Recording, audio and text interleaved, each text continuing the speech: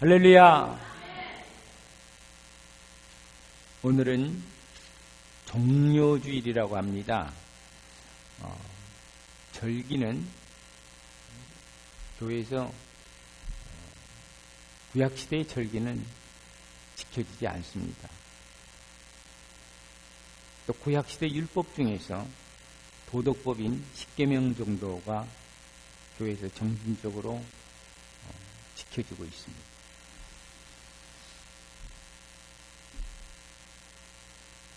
성경에 나오는 말씀을 율법으로 지키면은 구원받을 자가 아무도 없습니다. 그래서 저는 분명히 말씀드리는데, 교회에서 율법으로 지킬 수 있는 건 아무것도 없습니다. 11조 율법 아닙니다.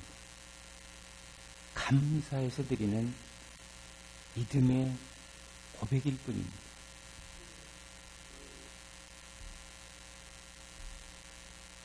종려주일이란 왕이 입성하는 그런 날을 가르치고 있습니다.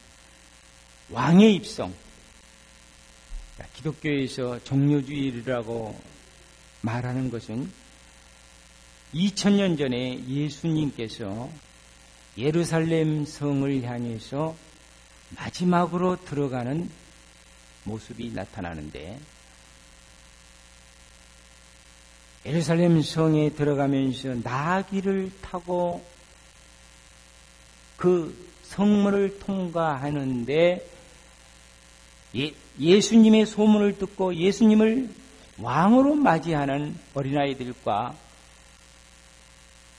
어른들이 있었다는 것입니다. 밤출이라 그랬죠. 야자수, 그러한 나무들을 이렇게 꺾어가지고 반가운 손님이 오거나 왕이나 장군이 개선을 전쟁에서 승리하고 올 때 그 성 앞에다 길에다 다 그것을 깔면서 호산나 호산나 하면서 막 입성을 환영하는 그런 군중의 모습을 생각해 보시기 원합니다. 예수님은 초라하게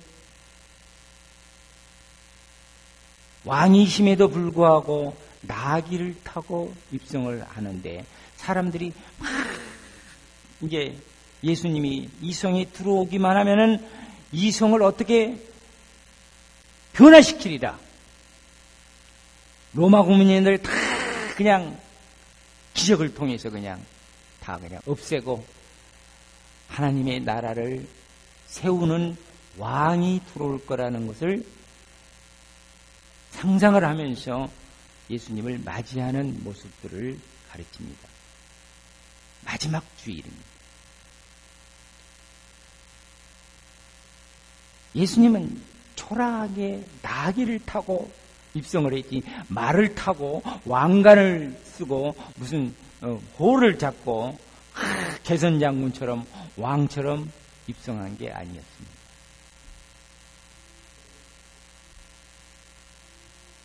예수님은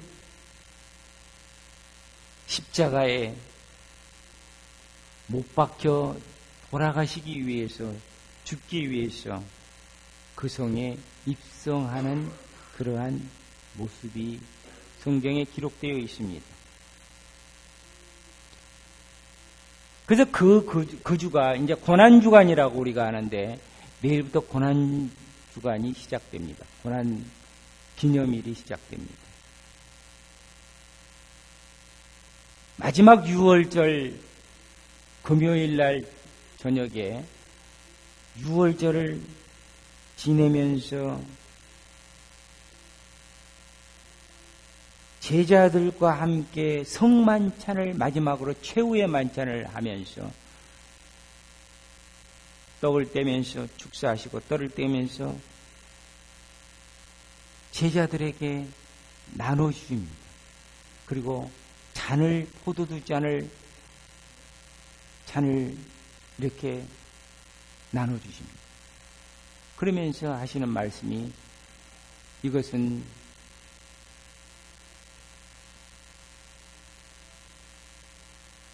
언약의 피다. 이것은 언약의 피다 하면서 마시라고 말씀하십니다.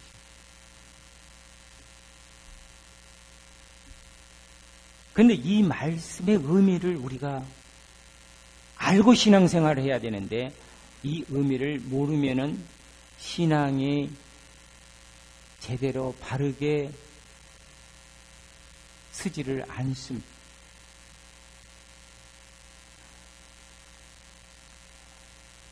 예수님이 오시기 전에 1500년 전에 똑같은 사건이 시내산에서 일어납니다. 모세가 백성들을 이끌고 출애굽하면서 홍해를 건너서 이제는 시내산까지 오는데 3개월이라는 세월이 걸립니다. 3개월 동안 라암새에서 출발해서 숫꽃이라는 곳을 지나서 홍해를 지나서 홍해의 기적을 보고 그리고 마라의 쓴물을 마시고 단물로 기적으로 변화시킨 쓴물을 단물로 마시고 반석에서 모세의 지팡이를 두드림으로 해서 생수가 흘러나온 그 생수를 마시고 아말렉의 전쟁을 걸어오는데 모세가 손을 들고 있으면 승리야. 손을 내리면은 밀리고 이런 기적을 통해서 아말렉 군대를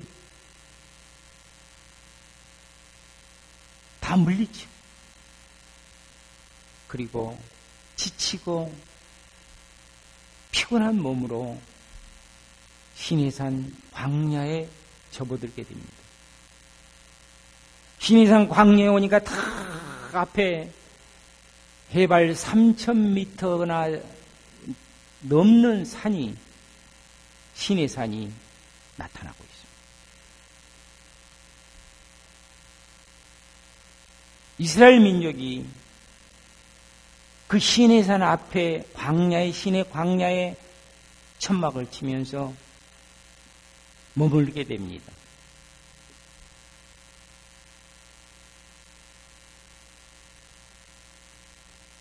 모세가 시내산을 올라갈 때 시내산에서 모세를 하나님께서 여호와께서 부르십니다.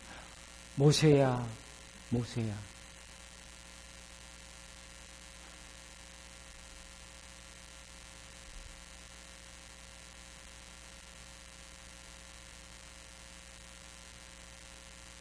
나의 애굽 사람에게 이렇게 행하였음과 내가 어떻게 독수리 날개로 너희를 넘어 내게로 인도하였음을 너희가 보았느니라. 출애굽기 19장 말씀에 모세가 시내산에서 하나님을 만나고 백성들이 하나님의 강림하심을 보고 하나님과 언약식을 체결하면서 하나님 앞에서 먹고 마셨다고 기록을 우리에게 보여주고 있습니다. 19장에서 24장에 나오는 언약식을 이스라엘 민족과 체결한 장면이 나오는데 이 장면이 우리가 상상할 수 없는 엄청난 그러한 광경으로 나타나고 있습니다. 이스라엘 민족이 하나님을 만났고 하나님과 언약을 체결했다는 그 자부심은 대단한 것입니다. 너희들 하나님을 만났어. 너희들 하나님 알아. 너희들 하나님 모르지 않아. 너희들 하나님 만났지 않아. 우리는 하나님을 만났어. 나는 하나님을 알아. 이게 이스라엘 민족의 프라이드입니다. 오늘 우리가 예수 그리스도를 믿고 우리가 신앙생활 하면서 하나님이 함께 하신다는 이 프라이드, 내가 하나님의 자녀라는 이 프라이드, 내가 하나님의 백성이라는 이 자부심, 이게 없으면요, 다 예수 믿는 게 부끄럽습니다. 다 숨겨요. 나 예수 잘 몰라. 나 교회 다녀요? 네. 다니긴 다니지만 잘, 신앙생활이 잘 안 돼요. 이런 정도로 사면 복이 안 들어와요. 그 자부심을 가진 그 이스라엘 민족이 하나님을 시내산에서 만났는데 하나님이 강림하셔서 이 백성을 만나주시는 그 엄청난 스토리가 지금 여기에 기록되어 있습니다. 내가 이 시내산에서 너희 백성들 앞에 강림할 것이니 임재할 것이니 너희 백성들은 성결하게 준비하라.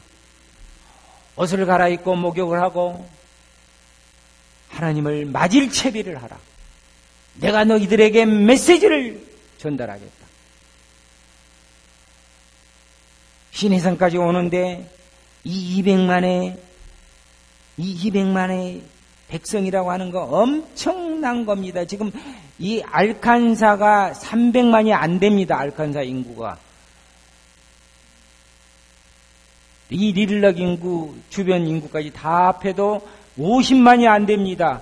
그런데 4배나 많은 민족이 그 행진을 해서 시내산까지 3달 동안 왔다고 한번 상상을 하세요. 오합지졸. 훈련도 안 받고 아무것도 없어. 그냥 오늘하고 정신이 없어. 하나님께서 믿음이 없는 이스라엘 민족을 선민으로서 구원을 해 주시고 바라만 보고 계시냐? 그대로 그냥 무질서하게 살게 만드시냐? 절대 그런 하나님이 아니시라는 거예요. 이스라엘 민족은 이미 구원을 받았습니다. 출애굽했습니다. 출애굽이라고 하는 건 에집트에서 탈출했다는 뜻인데 이것을 신약적인 의미로 보면은 신약의 성도들이 세상에서 돈에 묶이고 세상에서 약속에 묶이고 시간에 묶이고 일에 묶이고 세상의 노예처럼 지금 살아가고 있다는 것을 아무도 모르는 거야. 자유함이 없어. 묶여서 살아가는 거야. 할부금에 묶여서 매달 페이먼을 해야 돼. 그래서 일을 해야 되지. 그래서 비즈니스를 해야 되지. 하나님 일 뒤로 다 젖혀놓고. 이것을 하나님은 뭘로 평가하시냐? 너희들 노예살이 하는 거야. 이렇게 얘기하시는 거야. 너희들 세상에 노예처럼 사는 거야. 노예가 따로 있는 게 아니야. 세상에 묶여서 그렇게 사는데 잘 살고 행복하게 되는 게 아니고 죽어가는 거예요. 저도 요즘 가만히 생각하니까 내가 어떻게 살아야지? 내가 67평생을 살아오면서 내가 참 좋은 삶을 살고 있는데 이렇게 살다가 바로 하나님 나라로 갔으면 좋겠는데 내가 앞으로 어떻게 살아야지? 이게 아무것도 아니에요, 보니까. 하나님 말씀 전하고 하나님 말씀 연구하고 설교하고 교회 돌보고 하는 것이 정말 축복입니다. 너무너무 축복인 거예요. 근데 우리 성도들은 어떻습니까? 자, 믿음이 없으면은 죽어갑니다. 죽어가는 거예요. 살았지만은 죽어가는 인생들이에요. 출애굽한 백성을 하나님이 세상에서 하나님의 품으로 하나님의 인도하심으로 꺼내옵니다.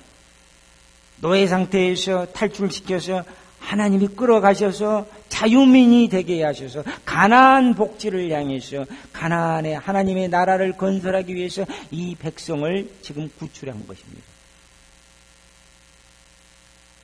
우리가 이 세상에서 노예 상태로 이 세상에 묶여 살다가 우리를 지금 교회로 이끄셔서 교회를 통해서 우리의 영혼이 자유함을 얻게 되고 하나님을 동행함을 받고 하나님이 이끄는 대로 지금 살아간다고 생각을 해보십시오.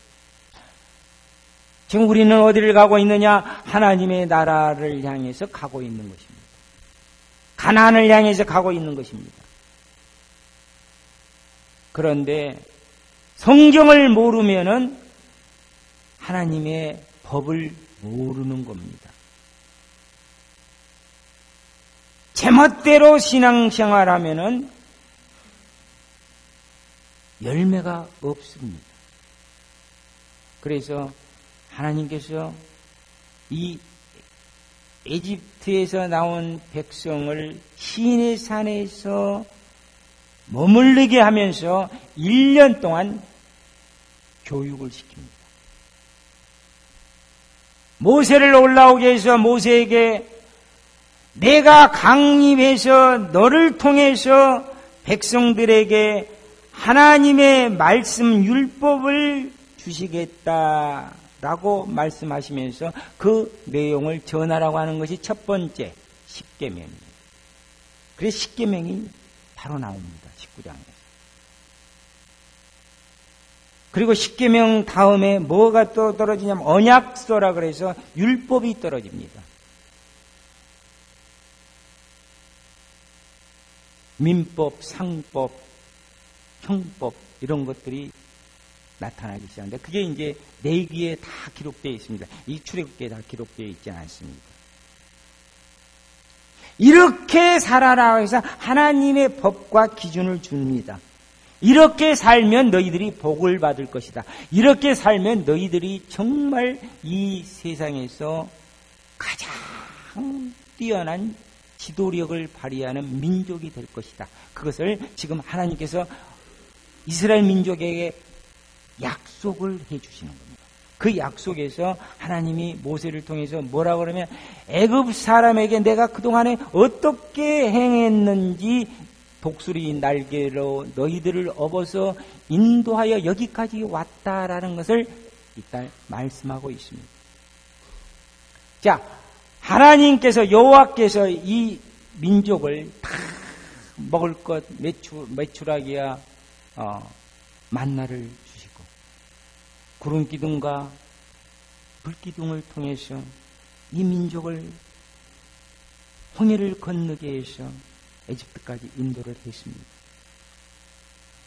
그러면서 하나님이 아브라함에게 하신 약속보다 더 엄청난 약속을 하시는데 이것이 개인에게 아브라함과 야곱과 이삭 개인에게 주시는 언약과 약속보다 더 구체적인 약속을 하시고 있는데 이것이 이스라엘 민족 전체에 대한 언약입니다. 이제 민족이 200만이나 커지니까 그 민족을 향해서 하나님이 뭔가를 보여주시고 내가 너희 하나님이 되고 내가 너희 아버지가 되고 내가 너를 인도할 것이고 내가 너희들을 다 책임질 것이다 라는 것을 보여주시는 것이 하나님의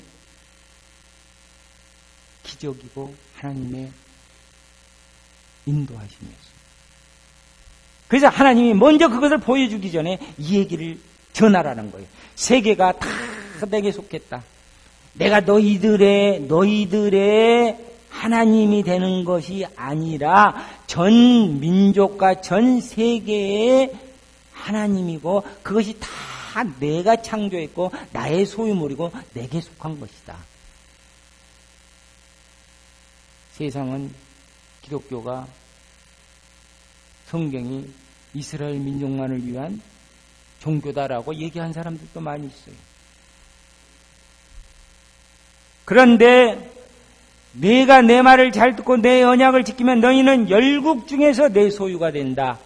이 소유가 된다고 하시면서 내가 내게 대해서 제사장 나라가 되며 거룩한 백성이 되리라. 자, 이 말씀의 뜻을 알아야 됩니다. 자, 제사장 나라.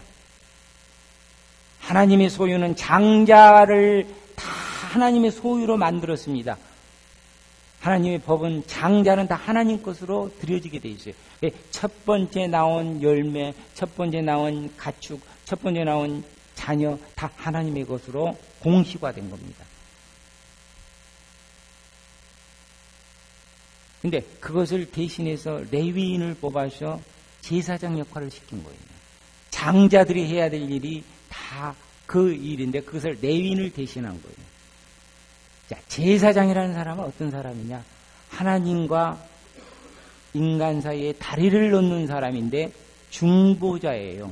신탁을 받은 사람이에요. 하나님의 메시지를 전달해 주는 사람이에요.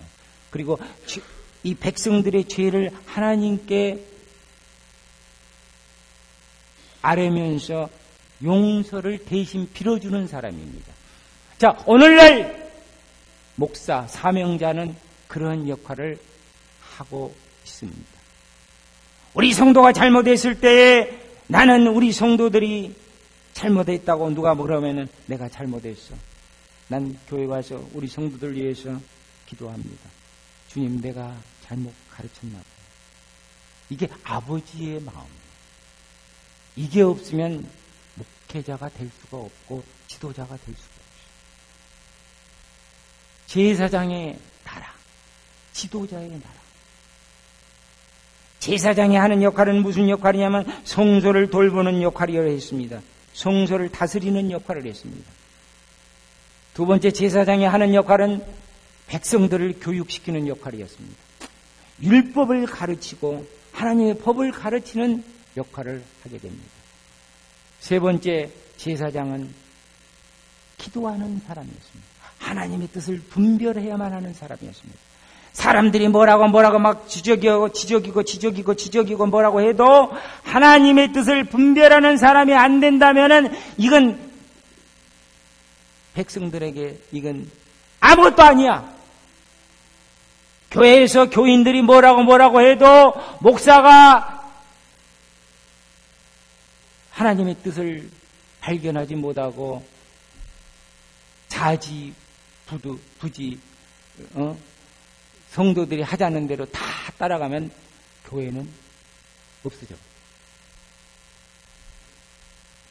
성도들이 하나님의 뜻을 알고 얘기하면 얼마나 좋습니까? 하나님의 뜻은 하나밖에 없습니다. 하나님의 뜻을 분별하는 것은 옛날에는 둔빈과 그 앞에 보석이 있어요. 12보석이 있어요. 그 보석의 색깔을 보고 하나님의 뜻을 분별했다고 합니다. 지금은 그런 세계가 아닙니다. 지금 신약 시대는 성령이 가르쳐주는 시대입니다. 계시해주는 시대.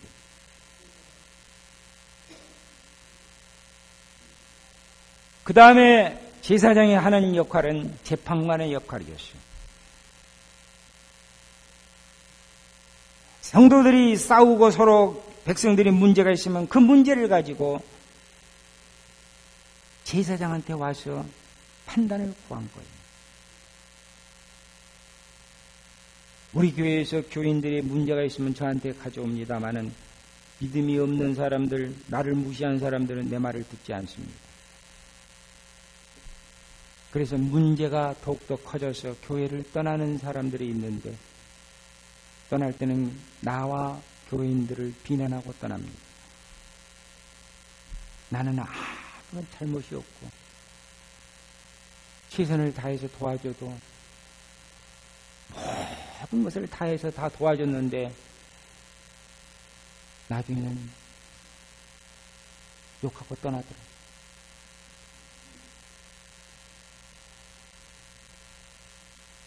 사랑하는 여러분,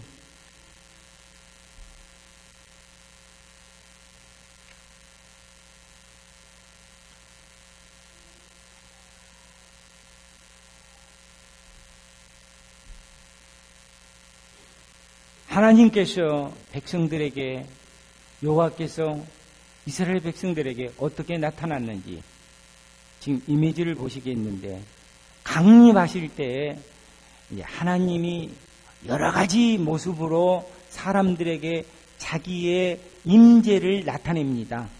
때로는 아브라함을 만나러 왔을 때는 사람의 모습으로, 천사의 모습으로 나타나서 만나기도 하고, 또 때로는 다른 떨기나무의 불같은 모양으로 나타나기도 하고, 또 시내산에서 막 사람들이 그 모습을 보면서, 시내산에서 나타나는 그 시내산의 그 모습을 보면서 막 떨고, 하나님, 우리가 말씀하지 말아 주십시오. 우리가 죽을 것 같습니다. 숨이 막히는 거예요. 모세를 통해서 막 얘기해 주세요. 이런 모습으로 나타납니다. 자, 우리가 이미지를 잠깐 보시겠습니다. 시내산, 지금 이게 시내산인데, 이게 이제 시내산 이 광야에서 저 시내산을 바라보는 모습입니다. 3,000m라 그러면 우리나라의 한라산, 가장 높은 한라산보다 높습니다. 그 다음에 시내산에서 강림하시는 시내산에서 구름이 빽빽하고 번개와 천둥이 치는 그러한 이미지를 이렇게 그렸는데, 이 이미지가 여호와께서 강림하시는 모습을 이 백성들에게 다 지금 보여주고 있습니다. 이렇게 지금 하나님께서 너희들 앞에 나타나는 엄청난 하나님이시다는 것을 지금 하나님께서 보여주시는 거예요. 그 다음에 구름과 이것은 언약식이 끝난 다음에 햇빛이 비치고 이제 평안한 그런 모습으로 하나님께서 백성들에게 임하는 그러한 그림입니다. 또 있습니까? 근데 예수님은 어떻게 이 땅에 오셨습니까? 세례 요한이 예수님을 바라보면서 첫 번째 하는 말씀이 세상 죄를 지고 가는 어린 양이다 라는 표현을 합니다. 예수님은 세상 죄를 지고 가는 어린 양으로 지금 예루살렘에 입성하고 계신다. 자, 여기서 보니까 사자하고 양하고의 모습이 어떻습니까? 대조적이지요? 사자는 어떤 모습입니까? 사자는 세상의 임금을 가르치는 거예요. 어린 양의 모습, 얼마나 천진하고 보잘것이 없습니까?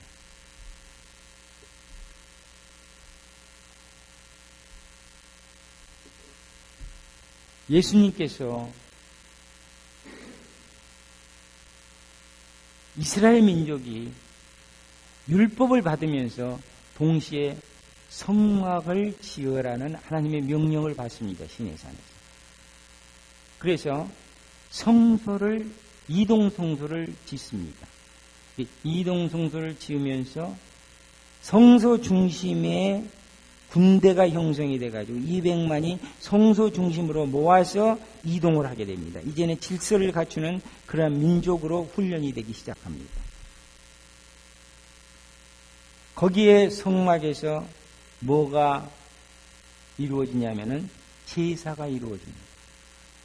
양들, 어린 양을 잡아서 그 피로 가지고 하나님을 만나러 들어가는 것입니다. 그래서 내가 너와 거기서 만나고라는 말씀을 주십니다. 시내산에서 만난 하나님이 이제는 장소를 옮겨서 성소에서 너희들과 만나겠다는 말씀합니다. 너희들의 대표 모세와 제사장을 성소에서 만나는데, 성소에서도 어디서 만나냐? 자, 성소는 세 군데에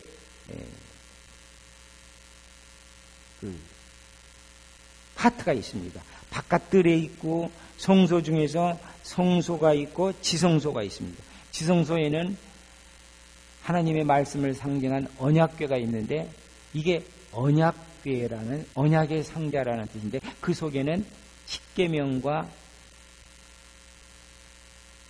만나의 돌 항아리와 그리고 모세의 지팡이를 집어넣습니다. 그 위에서 너희들을 만나겠다는 약속을 하시는 것입니다. 그래서 거기서 모세가 거기 안에 들어가서 이제는 이 하나님과 대화를 하면서 하나님의 메시지를 받습니다. 피를 가지고 들어가야만 하는 곳입니다. 피를 가지고 들어가서 하나님을 만나게 되어 있습니다. 오늘 우리 신약교회 사람들이 예수 그리스도의 피가 없으면 우리는 하나님 앞에 나아갈 수도 없고 하나님을 만날 수도 없습니다. 우리는 예수 그리스도의 보혈의 피를 우리가 믿음 가운데서 우리가 연합하면서 그 피와 함께 하나님의 이름으로 우리가 교회에 와서 예배드리고 교회에 와서 믿음을 고백하고 교회에 와서 기도하면 하나님이 그 피를 보고 우리를 만나주시고 우리의 기도에 응답하시고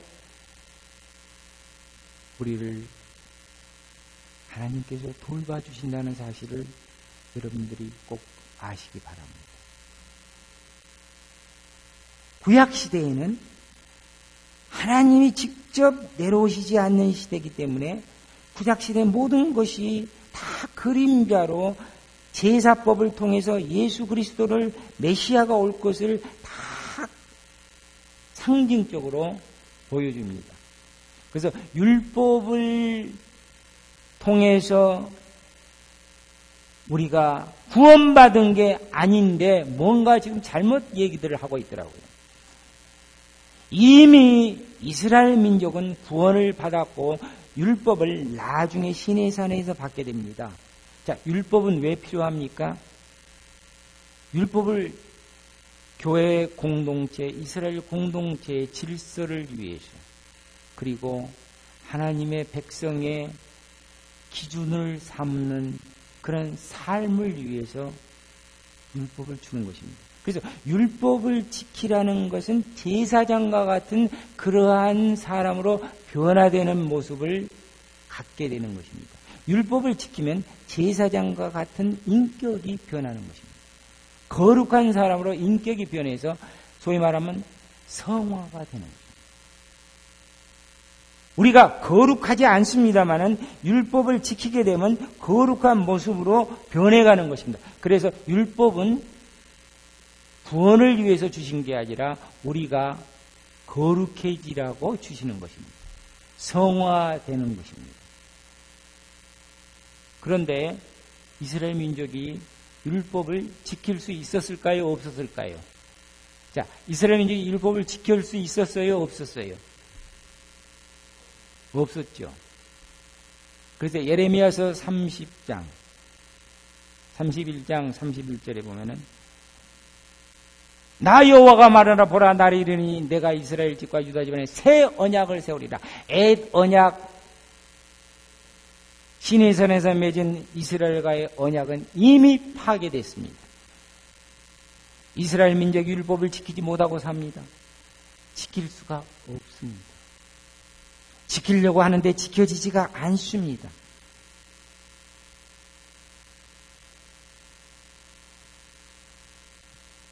그래서 그들은 전 세계로 흩어지게 됩니다. 성전은 파괴됩니다.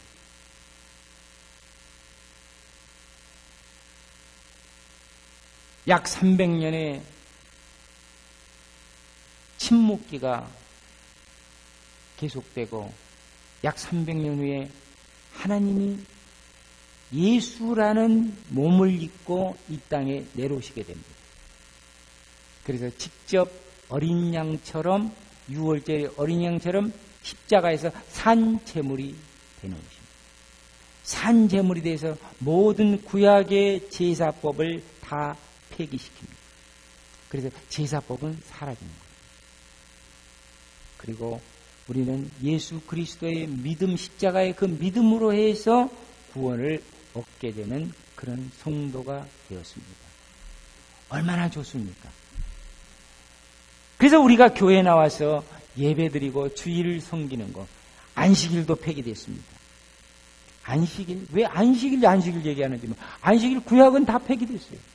그리고 완성되었습니다. 새로운 예수 그리스도의 십자가로 인해서 모든 것이 완성되는데 주일의 날이 새로 생긴 거예요. 그래서 주일날 하나님을 예배드리게 되는 거예요.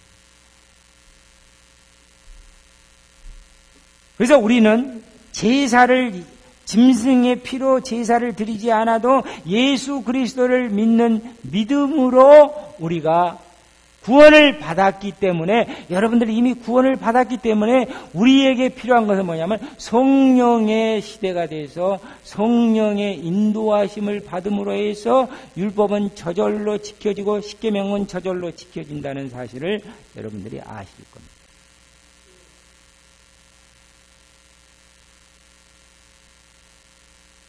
우리가 예수 그리스도의 십자가의 고통에 내가 참여하고 그 피에 내가 연합되어 있다라고 여러분들이 믿어진다면은 사람들이 미워지지가 않습니다. 사람들을 용서하지 못하지 않습니다. 내가 당한 어떠한 고통과 내가 당한 어떠한 어려움도 예수 그리스도의 십자가를 생각하면은 다 극복할 수가 있다는 사실을 꼭 깨달으시기 바랍니다. 내가 어려울 때, 내가 힘들 때, 내가 병들 때, 내가 죽음에 처했을 때 십자가를 바라보면은 다 극복이 되어진다는 사실을 깨달으시기를 바랍니다. 다 극복이 돼요. 십자가 그 사랑. 그 십자가 그 사랑을 내가 묵상하고 내가 생각만 하면은 거기 너머에는 구원의 나라가 기다린다는 사실을 여러분들이 꼭 아시기 바랍니다. 아, 내가 이 고난을 넘어가면은 십자가 후에 부활이라고 하는 하나님의 나라가 기다린다는 사실. 우리는 이 비전을 가지고, 이 꿈을 가지고, 이 언약을 가지고 사는 신약시대의 그러한 성도들이 되었다는 사실에 하나님 앞에 감사드리기를 주님의 이름으로 축복합니다. 기도하시겠습니다.